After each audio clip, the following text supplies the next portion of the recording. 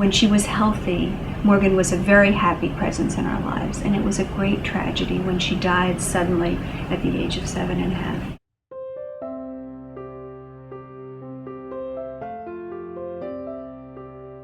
There was no way we could have known that we were carriers. There was no screening available for Canavan disease, and in fact, for most of the Jewish genetic diseases that are now on the panel, there was no screening available at the time. Unfortunately, the way we found out we were carriers was by having a child with Canavan disease. Our daughter, Morgan, was diagnosed with Canavan disease.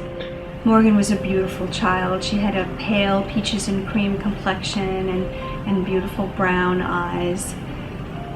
But she didn't stop crying for the first 6 months of her life, and she clearly wasn't meeting milestones. She couldn't hold up her head, she couldn't talk or walk. The neurologist told us that she had Canavan disease, and as a result, she would never develop any further. She would not hit milestones, she would not be able to walk or talk.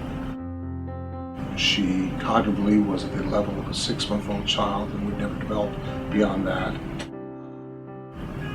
Over time, that diagnosis certainly proved to be true.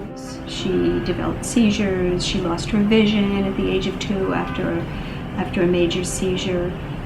She had difficulty sleeping, she had all kinds of problems that made life difficult. Nonetheless, when she was healthy, Morgan was a very happy presence in our lives, and it was a great tragedy when she died suddenly at the age of 7.5. At first I tried various assistive reproductive technologies, but I didn't become pregnant, and so we turned to adoption. Our son has just graduated from high school and has been a great joy in our lives. Our daughter, who was born before Morgan and was healthy, is engaged to be married. She's been tested for Canavan disease and for all the other Jewish genetic diseases. There are now 19 diseases on the panel, and unfortunately she's not a carrier of any one of them. It was our personal experience as Morgan's parents that led us to form the Canavan Foundation. We've been advocates for preconception carrier screening for over 21 years now.